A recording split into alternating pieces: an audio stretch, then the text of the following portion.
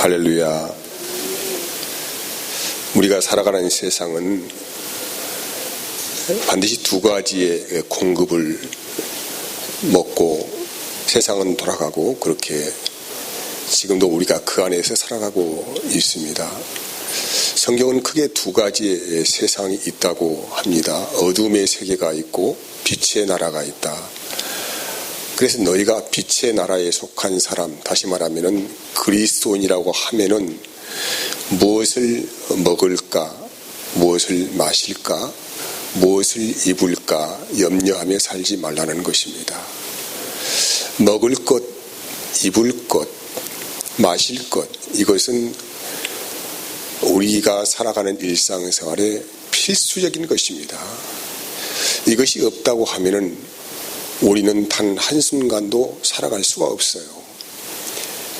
그런데 이 모든 것들은 다 하나님을 모르는 이방인들이 구하며 찾는 것이니, 하물며 하늘 아버지께서 너희에게 이런 모든 것들이 필요한 것인 것을 모를 줄 아느냐 이 말이죠. 그러니 알고 계시니까 너희는 이런 것들을 구하는 사람이 되지 말아라.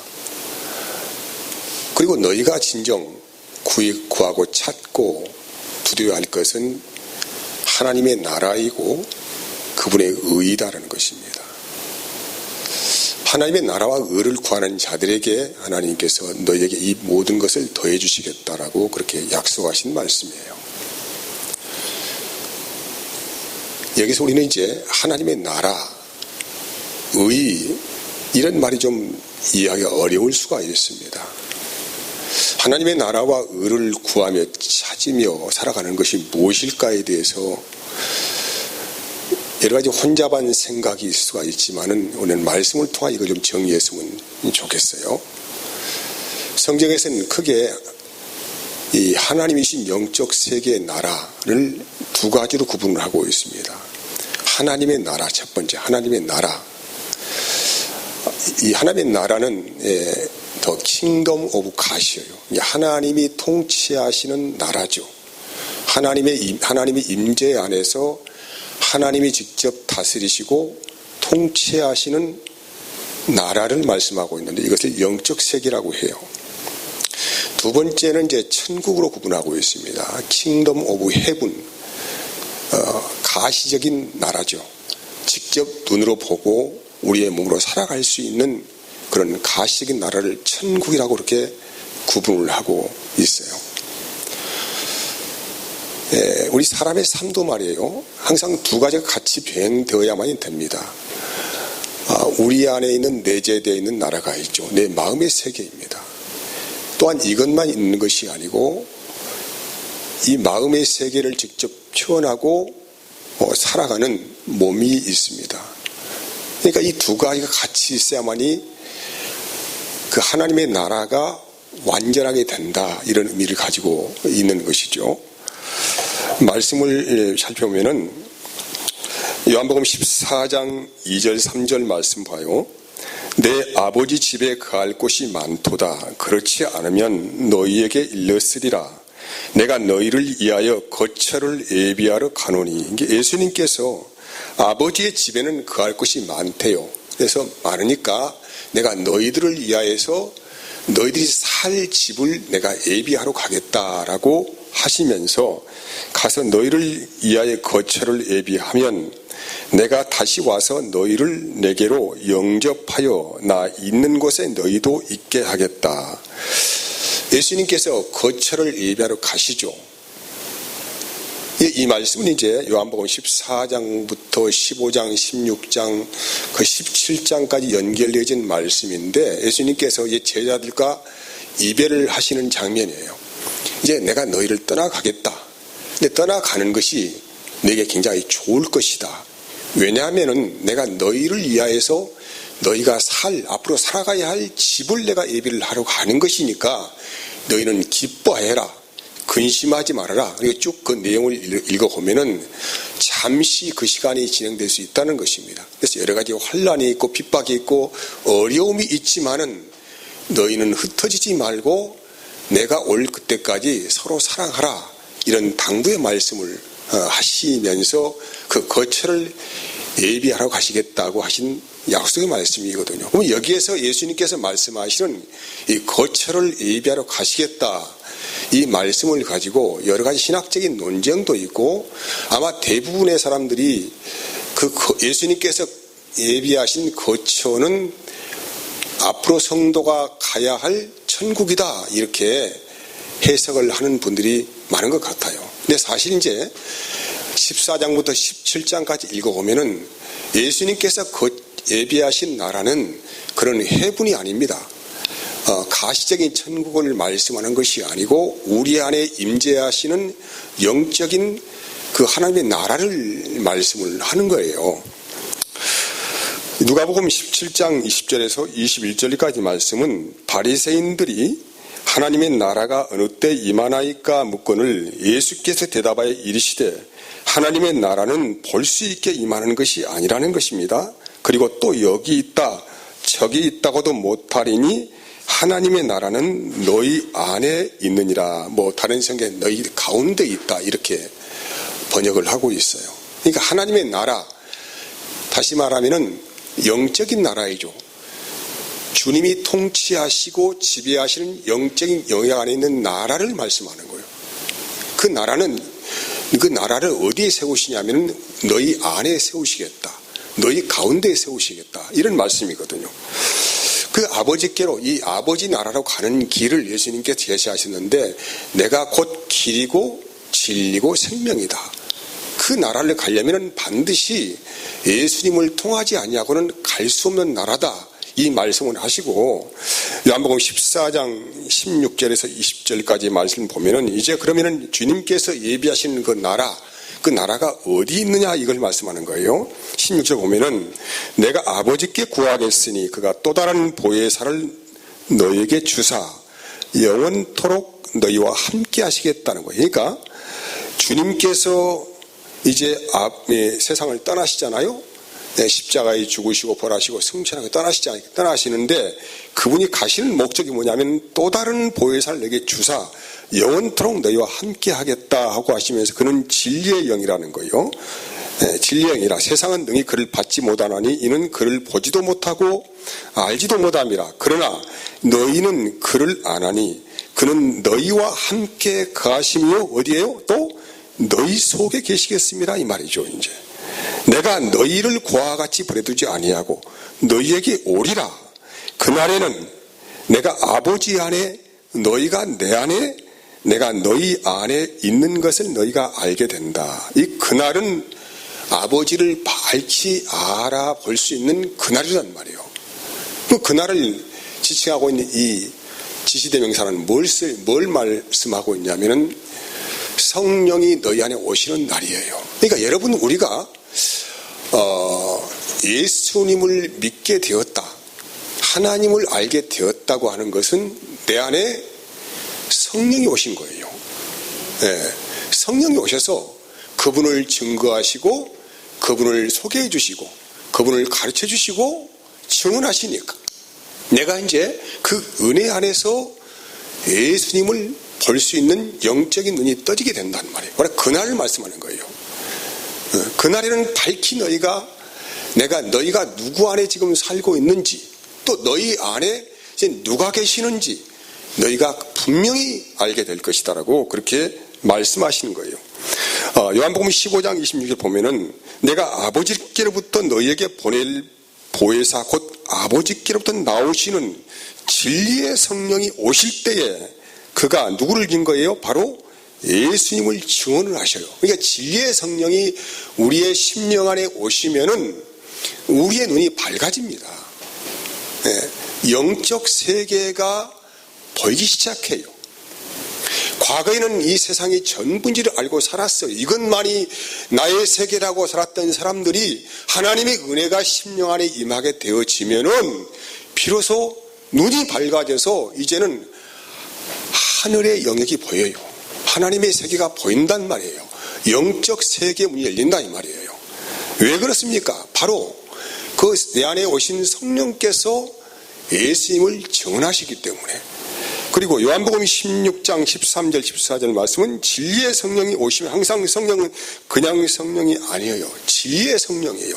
진리가 무엇입니까? 하나님 말씀이 진리이고 예수님을 진리라고 합니다. 왜? 예수님께서 진리의 말씀을 하셨고 진리의 삶을 하셨으니까 예수님을 진리라고 해요. 그래서 진리의 성령이 오시면은 그가 너희를 어디로? 모든 진리 가운데, 다시 말한다면 예수님한테 인도한다 이 말이에요. 모든 진리 가운데 인도하시리니 그가 스스로 말하지 않고 오직 들은 것을 말하며 장래 일을 너에게 알리겠다 하면서 14절 그가 내 영광을 나타내리니 내 것을 가지고, 누구의 것? 내 것이 누굽니까?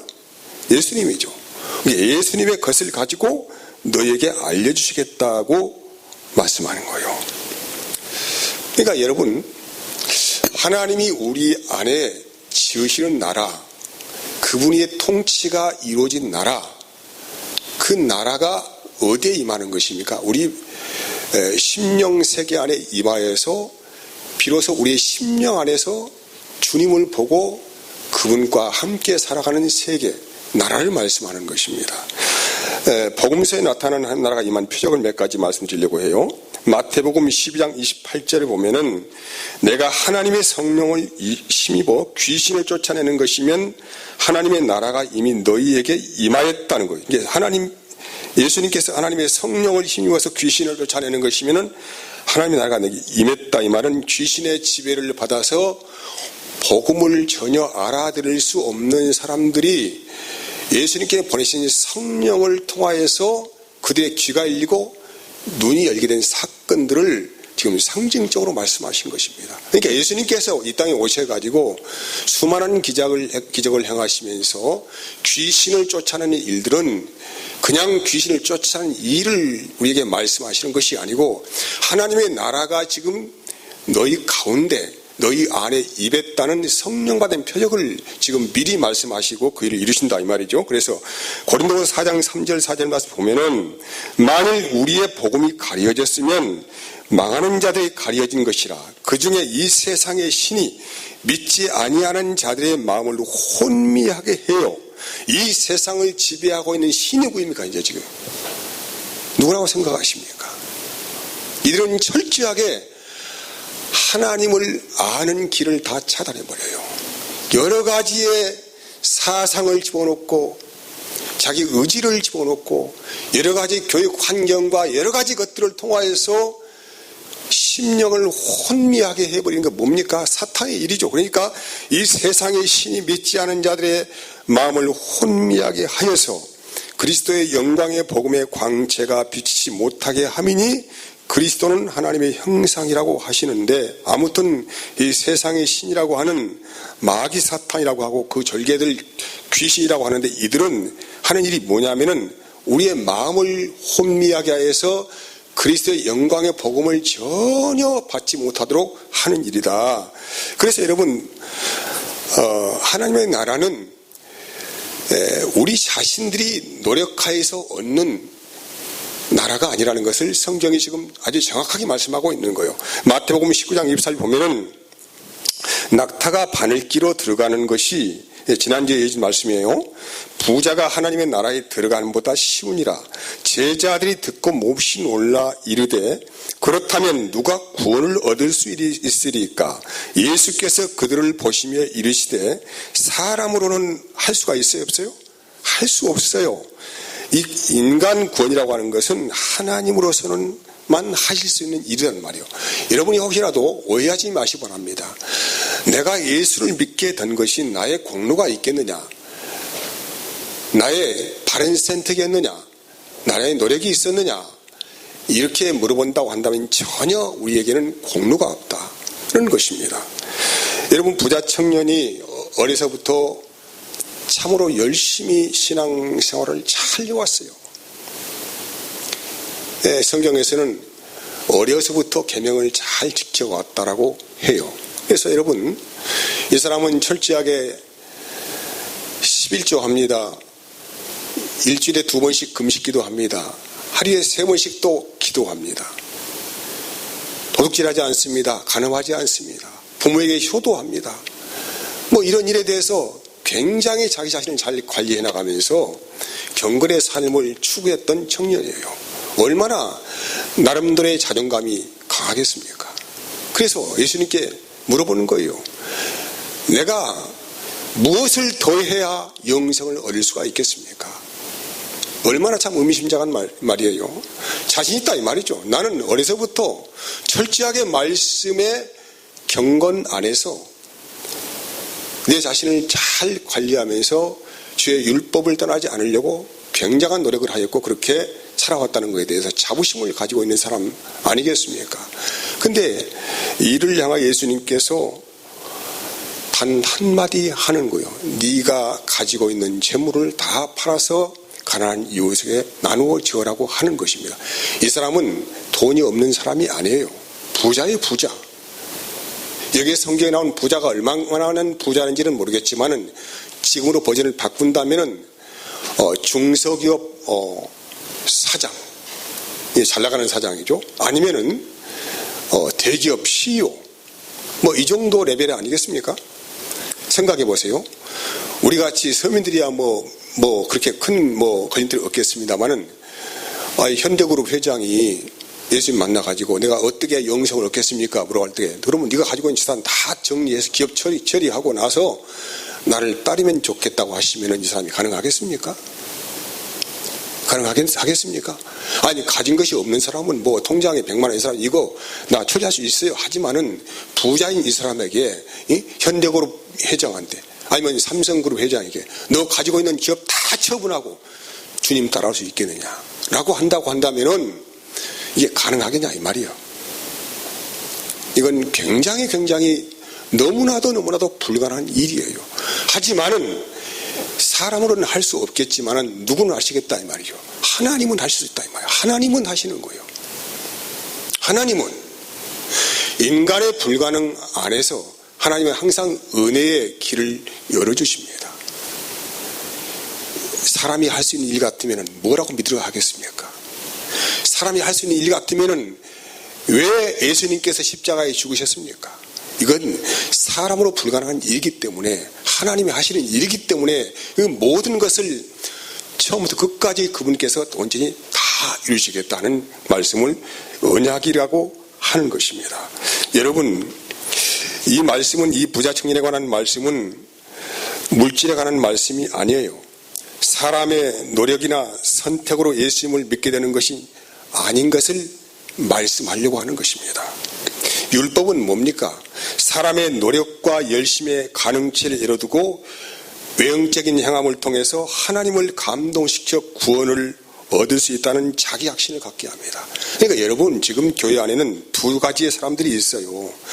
하나님의 은혜 안에서 기도하며 사는 사람이 있고 뭔가 목적치를 두고 거기에서 열심히 수고하고 봉사하고 눈물 흘리면서 구하고 찾고 두드리고 하는 분들이 있어요. 여러분 가만히 우리 자신의 모습을 생각하시면 아마 정확한 정답이 있지 않을까 생각을 합니다. 그러니까 율법에 갇혀있는 사람들은 나름대로의 열심과 노력과 나름대로의 은혜 안에 산다니까요. 그런데 여러분 이 사람들은 항상 그래서 행함을 강조하고 예수 믿는 사람이면 이 정도는 최소한 하며 살아야 되지 않겠냐 이런 말들을 자꾸 해요. 이 정도 은혜는 저로 나누고 살아야지. 항상 목적의식과 뚜렷한 어떤 것들을 선을 제시해주고 거기 안에서 이루어가라고 말씀을 하고 있는 거예요. 이게 뭐냐면은 하나님의 율법 안에 갇혀서 복음을 알지 못하는 신자들을 말씀하는 것입니다. 여러분 선을 추구하며 살라.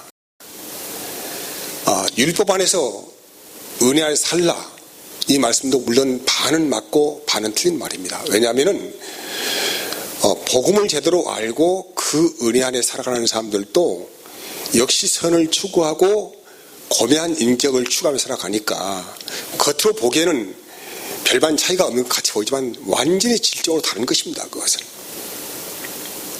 그러니까 은혜 안에 살아가는 사람도 또 율법 안에 갇혀 사는 사람도 겉으로 보기에는 같이 볼지는 모르겠지만은 사실은 그 안에 생명이 있고 그의 그런 굉장한 영적인 차이가 난다는 거예요.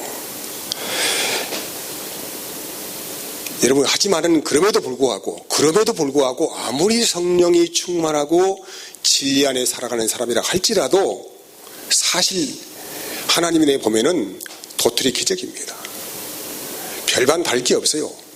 육신에 속한 사람이나 영에 속한 사람이나 겉으로 보기에는 별반 차이가 없어요. 사람들은 그래서 그걸 구별하지 못하기 때문에 율법의 행함을 더욱 강조해서 사람의 영을 엮어버리려고 하는 것입니다. 그럼 우리가 예수를 영접했다는 것은 무엇입니까? 어떤 의식이 우리 안에 생겼습니까? 누가복음 18장 9절 14절까지 말씀 봅시다. 자, 또 자기를 의롭다고 믿고 다른 사람을 멸시하는 자들에게 이 비유로 말씀하시되 두 사람이 기도하러 성전에 올라가니 하나는 바리새인이요 하나는 세리예요. 바리새인은 서서 따로 기도하여 이르되 하나님이여 나는 다른 사람을 곧 토색 불이 간음을 하는 자들과 같지 아니하고 또 이 세리와도 같지 아니함을 감사하나이다. 나는 일회에 2번씩 금식하고 또 소득의 11조를 드리이다 하고 세리는 멀리 서서 감히 눈을 들어 하늘을 쳐다보지도 못하고 다만 가슴을 치며 이르되 하나님이여 불쌍히 여기소서 나는 죄인이로소이다 하였느니라. 내가 너희에게 이르노니 이에 저 바리새인이 아니고 이 사람이 의롭다 하심을 받고 그의 집으로 내려갔느니라. 무릇 자기를 높이는 자는 낮아지고 자기를 낮추는 자는 높아지리라 하시리라 하고 합니다. 이 죄인된 사람이 하나님을 아는 일이라는 길은 정말로 자기 자신이 심각한 죄인이라는 거예요. 여러분, 율법을 잘 지킨다는 바리새인들 자기로 살았습니다. 자기 자랑하고 나는 11조예요, 예배 잘 드려요, 봉사 잘해요, 구제하고 살아갑니다. 이렇게 하면서 하나님께 감사합니다. 근데 옆에 있는 세리를 보고 그들은 자기를 빗대어서 나는 저 사람과 같지 않은 것에 대해서 감사합니다. 그런 거예요. 근데 세리는 거기에서 감히 하나님을 바라보며 눈을 뜨지 못합니다. 나는 죄인입니다. 이게 무슨 말씀입니까? 여러분, 우리 사람이 말이에요. 하나님의 말씀에 사람의 생각이나 노력으로 순종할 수가 없어요. 자기 자신이 심각한 죄악에 덧쳐 걸려있는 상태를 본인 스스로 안다고 하면 그때부터 하나님의 말씀에 순종할 수 있는 길을 찾게 됩니다. 왜? 자기는 길이 없으니까. 우리 예수님께서 하나님이신 그분께서 자기의 몸에 죄를 정하시고 십자가에 죽으셨어요. 자기의 몸에 죄를 정하셨다는 말씀은 우리 인간의 육체를 입으신 모양으로 오셨다 이 말 아닙니까? 그럼 우리 인간의 육체를 입으신 이유가 무엇입니까? 죄인된 우리의 죄를 그분께서 담당하시는 은혜 안에서 자기의 몸에 죄를 정하신 거예요. 그러지 않습니까? 그러면 예수님께서 십자가에 달리시기 위해서 자기의 몸에 죄를 정하시고 십자가에 그 죄 때문에 달려 돌아가셨다. 이것을 우리가 하나님의 은혜를 입은 사람들 바라볼 때에 누구를 바라보냐면은 자기 죄인된 모습을 바라보는 거예요. 나를 보는 거예요, 나를. 주님을 바라볼 때에는 그 십자가에 달려 돌아가신 주님을 바라볼 때에는 예수님을 보는 것이 아니고 나의 죄를 예수님 육신에 정하시고 십자가에 돌아가시는 그 예수님을 볼 때는 나를 보는 거예요, 나를. 나 같은 죄인을 위하여서 영광의 하나님께서 자기의 몸에 죄를 정하시고 죽으시는구나. 여러분, 이것이 하나님의 은혜를 입은 사람에게는 심각한 고민이 됩니다. 나의 허물과 죄된 상태를 주님께서 온전히 받아주시기 위하여서 그분께서 영광의 그분께서 자기의 몸에 죄를 정하시고 죽으심을 바라볼 때에 우리 자신은 감히 하나님을 향하여서 얼굴을 들 수가 없어요. 감히 그분을 아버지라고 부를 수도 없습니다. 사람이 어떻게 하나님 말씀에 순종합니까? 어떻게 우리 인간이 하나님의 구원에 이를 수가 있습니까? 이 모든 일을 하나님이 홀로 하신 거예요. 무엇을 보여주기 위해서? 하나님의 영광이 무엇이고 너희가 어떤 심각한 상태에 이르러 있는 죄인인가를 알려주시기 위해서 그분이 실로 아주 리얼하게 3D로 완전히 하늘의 일을 노출시켜서 영적 사건을 보여주심을 통하여서 우리에게 하나님의 은혜가 어떻게 임재하는가에 대해서 아주 생생하게 보이시는 장면이 뭐냐면은 십자가의 죽으심이에요. 이 십자가에 예수님께 죽으실 때, 운명하실 때에 어떤 일이 일어났습니까? 성경의 기록을 보니까 갑자기 온 하늘이 시커머졌다고 해요. 온 세상에 어둠이 깔렸다고 말을 하는 것입니다. 빛 대신 예수님께서 이 세상을 떠나시니까 이 세상은 이제 곧 어떻게 됩니까? 암흑천지로 변해버린 것이죠. 아무것도 보이지 않아요. 사람들이 눈이 멀어져 버립니다. 귀가 멀어져 버립니다. 아무것도 들리지 않아요. 하늘의 소리가 들리지 않습니다. 영적 세계의 모든 것이 다 닫혀버린 거예요. 그러니까. 그리고 두 번째 사건이 뭐냐면은 지성세의 회장이 갈라졌어요. 하늘문이 열린 것이죠. 여러분, 지성소의 회장이 무엇입니까? 예수의 십자가예요. 십자가를 상징하는 것입니다. 그러니까 예수 십자가를 통하여서 하늘의 문이 열려서 하늘의 시온자가 보이는 거예요. 하늘의 은혜가 우리의 심령 안에 쏟아지는데 그 쏟아진 빛을 통하여 성령이 우리 가운데 임재하시는 거예요. 이게 성령이 우리 가운데 임재하셔서 그 은혜가 그 순간부터 영원토록 나를 지배하고 왕 되신 하나님 앞에 무릎을 꿇고 우리의 삶을 드리는데 이것을 뭐라고 합니까? 예배라고 말씀하시는 거예요. 이 예배의 삶 안에서 날마다 나를 예수의 형상으로 빚어가신 은혜가 있는데 그분이 바로 성령님이신데 우리 안에 하나님의 성소를 지으셨어요. 나를 하나님의 성소 삼으셨어요.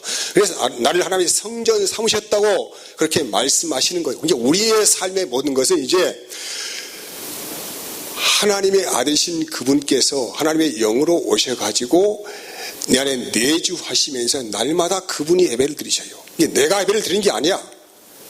그분이 예배를 드심을 통하여서 날마다 가르쳐 주시고 생각나게 하시고 그분의 은혜를 맛보게 하시니까 우리는 그 안에서 하나님의 은혜를 받고 살아가는데 이것을 뭐라고 해요?